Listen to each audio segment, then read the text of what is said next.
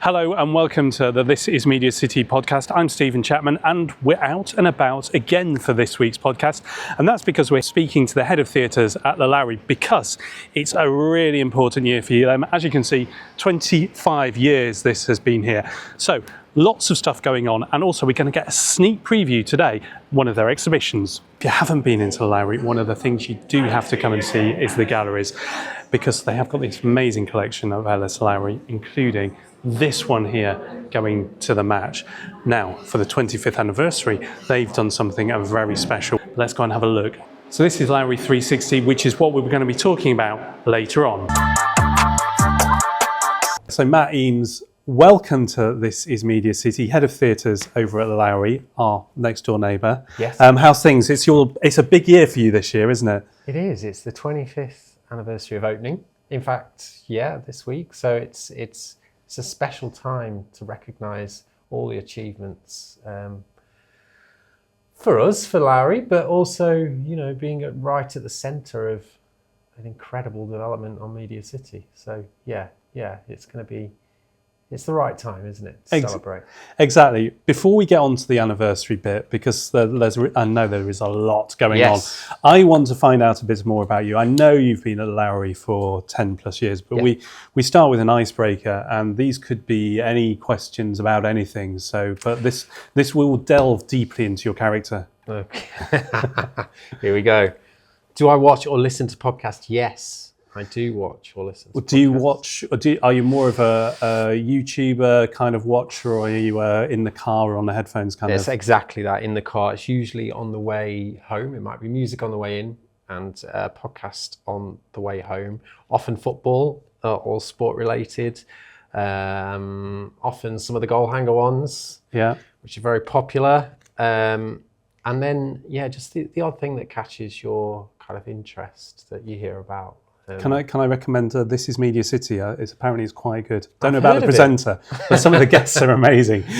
Yes, will do. I'm going to find you another one here. Okay. Right. I was happy with that one. Favourite artwork? Well, yeah, you've got to be careful what you say here, because we could end your career quickly. Yeah, it's true.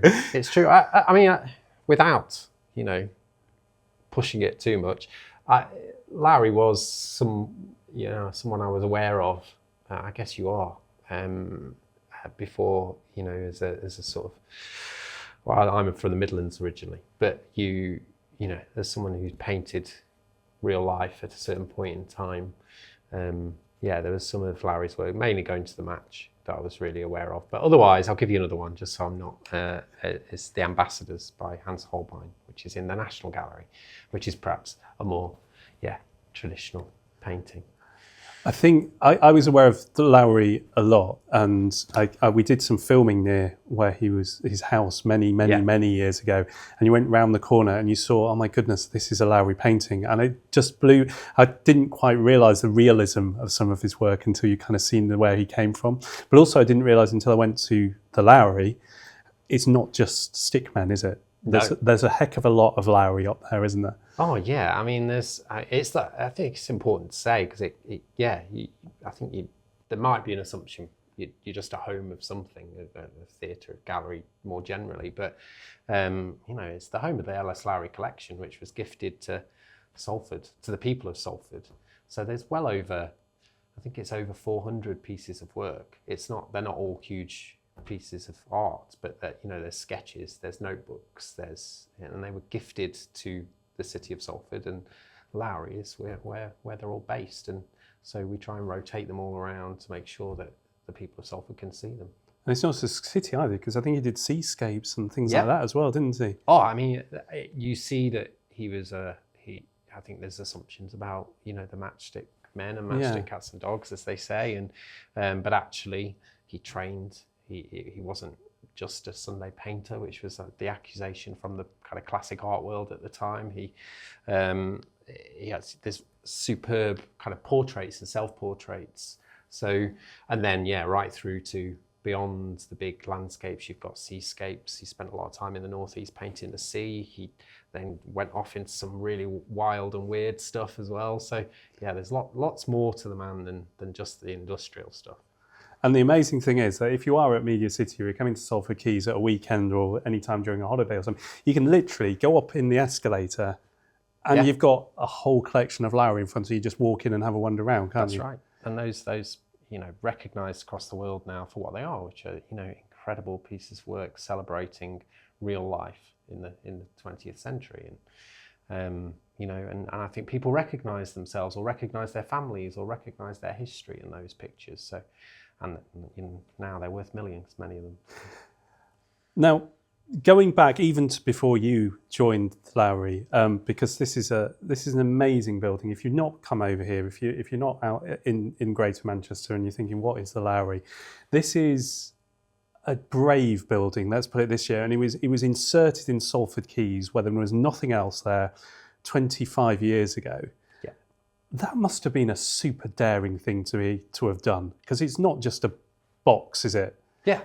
I think I've been here 12, 13 years now, and you do get to, although I wasn't here at the conception or inception of the building, I've obviously heard a lot of the stories now, and it was an incredibly brave decision. I think they broke ground in 96 or something like that, 1996, and essentially it was, a group of people, some of whom were councillors of Salford, and they had a decision to make about what was going on in this, what was a disused port, waste ground now, and they thought, we're going to build an arts centre, a world-class, internationally focused. I think one of the things that was said at the time was, we're going to project Salford to the world, and the world will come to Salford, and as it's happened, that's what's happened. And it was, definitely a focal point, a starting point for everything MediaCity has become.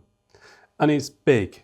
It's not, the corridors are big, it's everything about it feels, is it supposed to represent a boat or something like that? Yeah, I think if you look from above or from certain sides, you definitely get the idea, and you've got like a bridge at the kind of on the furthest point of the pier. It's built on a pier, and Pier 8. And you've got kind of a compass room at the top, which has panoramic views of MediaCity, and actually all the roads. If you look at the roads from the compass room, they all lead towards that compass point. Clever. Yeah. So, I mean, it's been a miracle, really. My first job as a work placement journalist at BBC Radio Manchester, which was GMR then, was covering the groundbreaking at your next door neighbour of Imperial War Museum North. And they had this crazy idea of, it's going to look like this, sky, ground, air battles.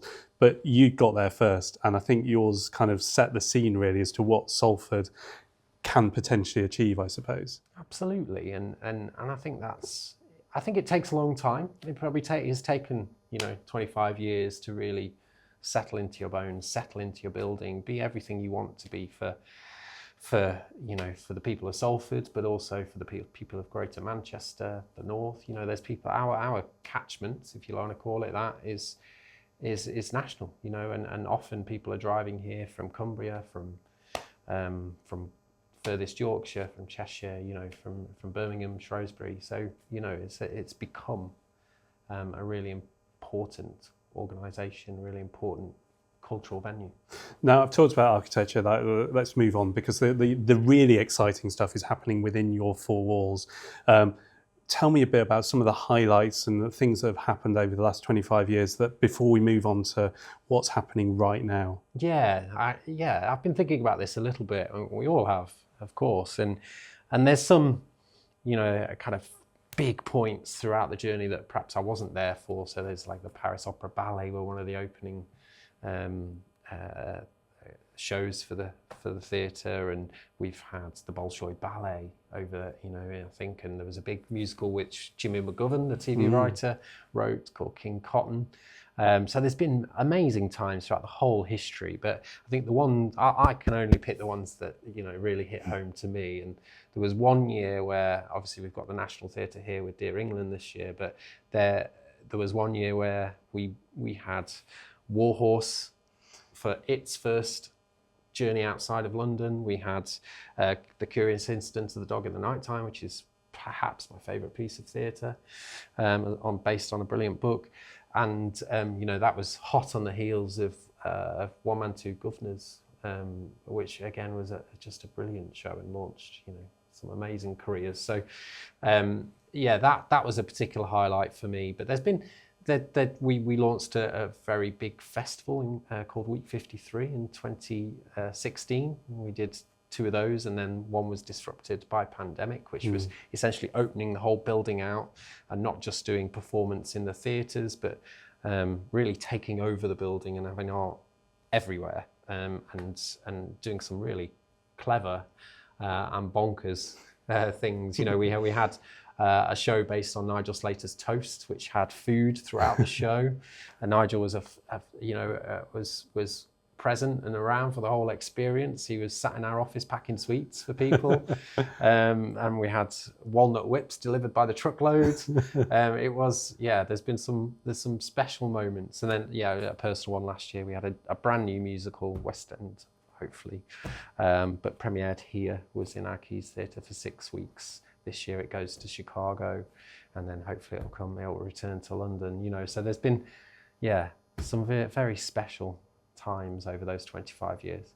As head of theatres, are you constantly thinking how to evolve, how to move next, or is that something that you're spotting what's coming next around the corner? How do you That's choose? Right. Yeah. So there's 2 of us, co-heads of theatres, and our role is to bring the very best to Salford, to the Lowry, and it's and that, as an art centre, that's not just a play, whatever people understand by a play or a musical. That is the best dance, the best circus, contemporary circus. We're home to Opera North, we're home to Rambert. So there's I think what we really feel strongly about is, if it's going to be seen in London or across the world, then it needs to be seen here. People of Salford need that opportunity to see it, and I think that's been true across those 25 years, but doubly true now, where we perhaps have hopefully proved ourselves to a lot of people, and that people will come, and that we're going to enjoy the best piece of contemporary dance from Rambert as much as anybody else. And how important is it, how much do you, I imagine it's probably a difficult question to answer, but the ones that come off the West End to you, are they more important than the ones that might go to the West End next, or is it vice versa? That might be a personal question on that one. I think it's always exciting to start a show. I remember Calendar Girls with Gary Barlow had written the musical version. We've had the play version in the past, and that was really special. You felt like you were at the start of something special. You had Gary Barlow in the building all the time, and Tim Firth, who was writing and directing. So you knew, and a really tip-top cast. And I think it is true to say that if you get it on its way up, you are going to get the most amazing people, because they're all the people creating it. They're the very first people to play those parts, to sing those songs. And they want to make it work so it can go onwards. And they're the ones that get to the West End, And so I think it's interesting like that. But when you have something like Les Miserables, which we do have from time to time, the cast are always amazing. The production is incredible, and you want a busy building. I think what I feel is truly amazing about Lowry is you can have Les Miserables in our biggest lyric theatre. You can have the most amazing international, perhaps a Korean dance company in the Keys Theatre, and then you can have a piece of studio theatre from young creatives in Manchester or Salford making their first piece of work. And all of those people, all those artists, but all those audiences are all here enjoying art, culture, theatre in this instance, but also everything. A whole different group of people come into the galleries, of course. So all those, thousands of people come into the Lowry. It's a real melting pot. Going back to those premieres and the ones coming up from the West End, 25th anniversary, one of those coming up, and you kind of just mentioned it in passing there, Dear England, is one of your anniversary pieces. How better explain just a bit about that? That's a Gareth Southgate letter inspired thing, isn't it? So it was 2021. So he'd already been in charge, in tenure, but we were coming back off the pandemic, of course. So, and I think that perhaps when he first came in and went to the World Cup in 2018, was a decent energy and a very low expectation. I think most people remember the penalty or the Pizza Hut campaign. Yes, and yeah, so I think he felt there was a lot of negativity around, and so wrote this letter to the nation to say, get behind us, you know, and then get behind these young people. Yes, it's a different world, and they're not as accessible as they perhaps might have been in the 60s when we won the World Cup, but you know, they're good people who care, and they want to win it just as much as you do. And people did get behind it, I think, and I guess out of that period, which was particularly tricky for everybody because of COVID, something really positive came out. So James Graham, a brilliant screenwriter as well as playwright, did Sherwood most recently, created a play based on that experience and the sort of the journey Gareth Southgate managed to take these young boys on. Based, yeah, as you say, coming out of his personal experience, which was missing a penalty in '96, and you know, you might feel it's about football, and obviously football is the root of it, but it's not actually about. I think people going will really just enjoy a great piece of drama where you start off here and you get to there, and you're taken on quite an emotional roller coaster through it, and the staging's fantastic.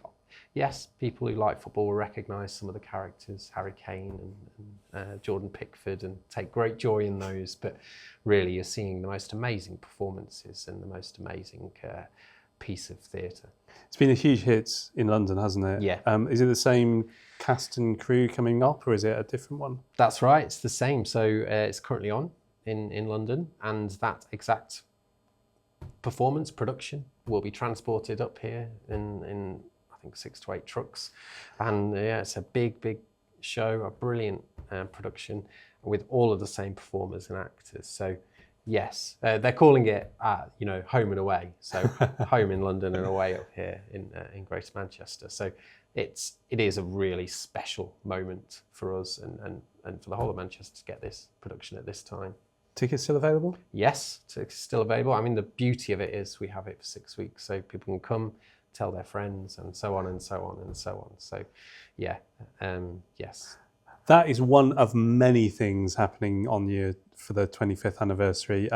So you've got Dear England. Yep. You've got Quentin Blake. Quentin Blake, summer exhibition. Yeah, over the recent years, we've had some fantastic summer exhibitions that we're really trying to. I mean, we recognise the fact that families love coming to Lowry, all that open space that you were describing, and the fact that you can park nearby, that there's lots of public space as well as outside as well as inside of MediaCity. So, and more, there's you can spend a full day in MediaCity. I sound like an advertorial, but you can. And MediaCity ticking the box there. Yeah. It's all right. That will be an Instagram short. You'll be fine. Good. and now we've for a few years we've had lots of work for people, 3 to 5 who perhaps will experience their first piece of theatre, often at the Lowry, and it made sense to tie that in with a full exhibition experience. So we started that with Julia Donaldson and Axel Scheffler. We had one based on Six, the musical, and now we've got Quentin Blake as well. So really excited for this one. I think definitely my era of reading Roald Dahl in this instance, but we'll see how he got to creating BFGE and Matilda, Enormous Crocodile, which we have in the theatres later in the year as well. So, but obviously he's kept going well beyond David Roald Dahl. And we say that you can instantly recognise a Lowry. You can definitely instantly recognise one of his works as well. And can't you? has. I mean, he's been very generous, I'm told, in creating his own picture of Lowry himself. Oh, has he? People, we think, be able to see a little sneak preview of that as well. Oh, fantastic. Going back to Lowry, brand new interactive exhibition opening this week. Yes, that's right. So tell us a bit about it. Lowry 360, yeah. Lowry 360, I think perhaps we've recognised that there is that interest in delving more deeply and being immersed in these artworks. We're seeing that in London at various exhibitions. We're seeing that one here outside our home here as well. Yeah, indeed, from the Portrait Gallery. So, and we felt, Lowry is the perfect artist to really. For the people of Salford, the people of Greater Manchester, the North, to really immerse themselves within. And so the painting is Going to the Match, which is perhaps his most famous work, which is him actually not at the football, he's outside the ground, commonly discussed as Burnden Park, Bolton's stadium, and watching the movement of people into the stadium. You could just about see into a stand if people haven't seen it before. Lowry owns this thanks to the contribution of the Law family. The Lowry now hosts and owns that piece of work, Going to the Match, so it's preserved for the nation to see for free. And now there is, we're working with a Barcelona-based company called Layers of Reality. They've created a room that really brings that painting to life around you. So ceilings, walls, with a voiceover from Sophie Willen, who grew through our artist development program now. Oh, did she? I didn't realise she'd grown through your... Yeah, well, and not just ours, I should make clear. But yes, so we've had a long relationship with Sophie well before Alma's Not Normal, which she's now won awards for, which is brilliantly to see. And she was the perfect voice to just give a little bit more depth to the experience. But yeah, so there's a and I think the most amazing thing for us, and the important thing for us, is it's free. So the people of anyone can walk in and book a slot to go in, and then not just be immersed in the piece of art initially, but then go and actually see it in person, in front of you, and then look at it in the more traditional form. So this is more like a digital kind of experience, as in you're there for a certain amount of time because you're hearing the story and a bit more background about the artwork. Is that right? Yeah. Fab. Yeah. And it's not just the big headliners, because there's lots of other stuff going on as well. Because I think you've got some local commissions as well happening for the anniversary. That's right. Together We Create is a series of 10 commissions for. They're really for community groups. They're for people who are creative. It's not about being a professional artist in this instance. They all are making applications now. Salford Voluntary Service helping us go through them. And they all would receive £2,500 towards an activity, a creative activity that engages people in Salford. So that could be everything from a knitting group to dance workshops, to performances perhaps, or more traditional ways of exploring art. But we're really trying to have as an open mind as possible about all the things you can do to be creative, particularly as long as it's happening in Salford. And we're going to celebrate that later in the year in November. And how important is it for you to have that full engagement with your local community? Because it's brilliant bringing things up from the West End and so on, but having that accessibility for the local people must be key to this success. Absolutely. Perhaps one of our biggest successes over those 25 years is our Lowry scheme, which is free and discounted tickets for all of our productions, or most of our productions across the year. So people have been a huge part. They've got behind Lowry. We wouldn't still be here if it wasn't for that fact. So people across Salford can always enjoy what's going on, whether it's coming to the exhibition for free, or it's coming to see a big musical on stage for £10 to £20 at the last minute. So there's always been great opportunities. It's really important to us. We know where we are, and some of my best experiences are, we had a pop-up theatre called Roundabout, which we took across all the parks in Salford over 6 or 7 years. Every year in September we'd pop up in a different park, and as part of that we would work with community members to build the programme. They would select what was going on inside this pop-up theatre as much as we would. So, and that's true now. We have our own gallery panels and programming panels who decide what they want to do as much as us. And what about the accessibility into careers in the arts as well? Because seeing something like the Lowry's, going to the theatre is amazing, but actually going to there and looking and go, I want to do that. Yeah, that must be a big thing for you to try and show young people, and perhaps people of any age, that there is an accessibility through the Lowry into maybe a career or a career change. That's right. And I guess what's important about that for us is that it's not just people. Many of the young people we engage with through our learning engagement program, which is vast, is that there are probably people who don't know that theatre or visual arts or digital arts is remotely a possibility for them. Something they've not considered. Maybe they've never been to the theatre before.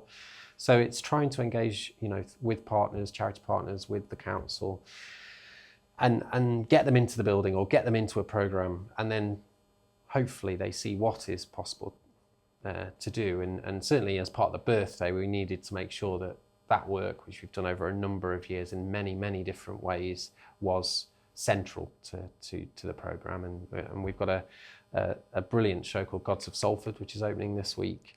There's 25 young people from across Salford who are part of that, who will be performing on the stage, but they also have opportunities to learn about how the lighting is happening, how the staging is happening. They're all taking different roles, and they're performing. And I think whatever happens with the actual show, they've had the most transformative experience being part of something like this and being absolutely central to our building. They're working with a brilliant theatre company called Not Too Tame, who are absolute specialists in a great night out at the theatre, and they're taking their own kind of version of the Greek myths and looking at it through a very Salford and working class view, and saying that they're basically young Olympians who are challenging the gods about what they want to do.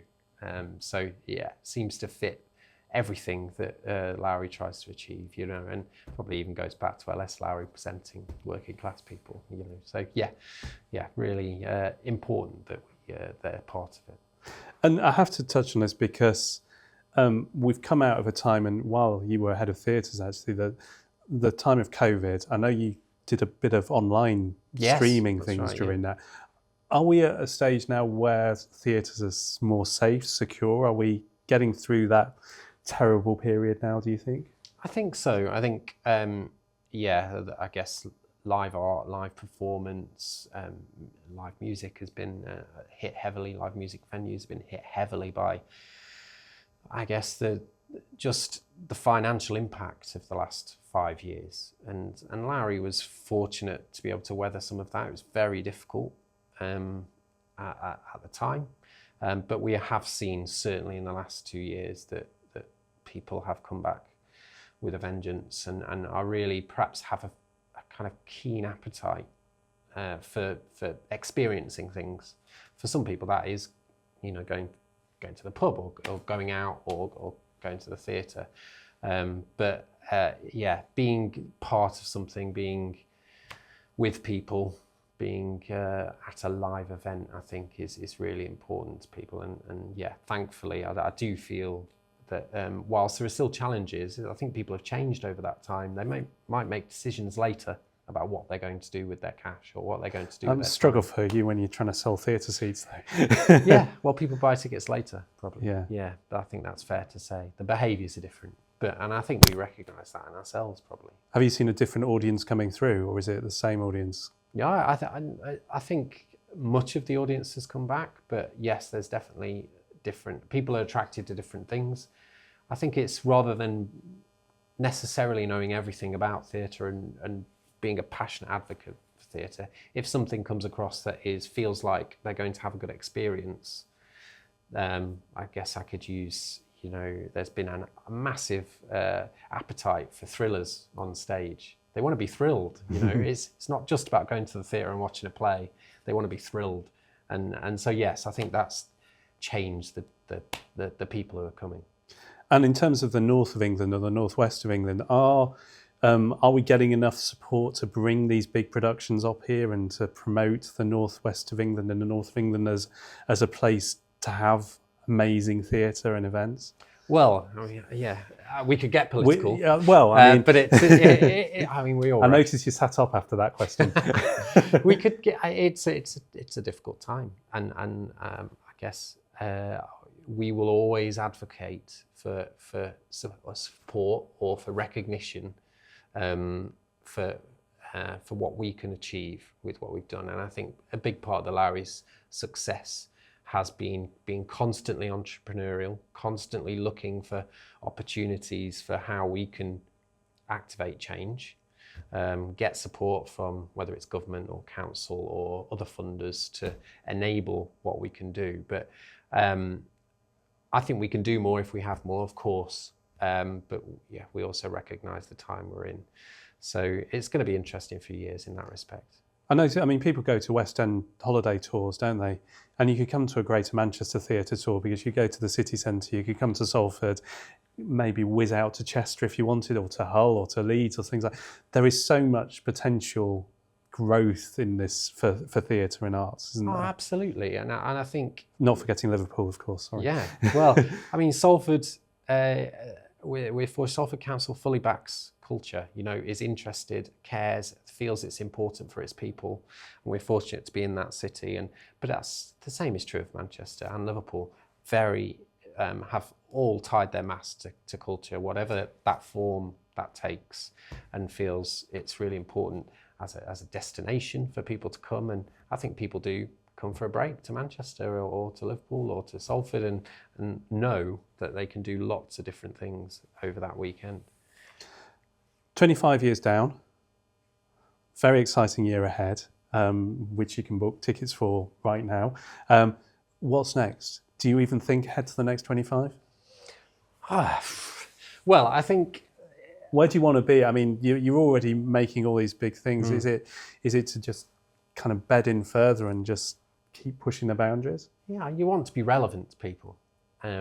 So from a theatre, I can speak from a theatre point of view, and I can think we want to be a place where people can see what they want to see, and that's for Lowry. That's the best comedian. It's the best opera. It's the best ballet. It's Matthew Bourne. It's Les Mis, but it's also the new.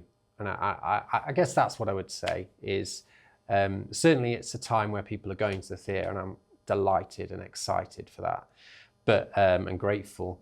But I think it's also fair to say that people like what they know, and often that is based on property that already exists that people feel very comfortable with. So I think we do have to protect the new and try to encourage people to come and see something brand new that they might not know everything about already before they come.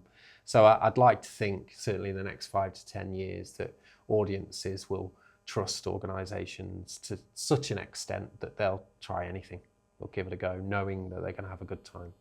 Or someone who turns up to Gods of Salford, or turns up to Lowry 360, and they're the next person you're commissioning to do a show in 15 years' time or something like that. That would be stunning, wouldn't it? Thank you very much for watching This is MediaCity podcast, which is a 39 Pictures production on behalf of MediaCity and in partnership with the University of Salford, and all the team behind the scenes are all graduates and undergraduates of the university. There are loads more podcasts online that you can watch and listen to, so please like, subscribe and comment.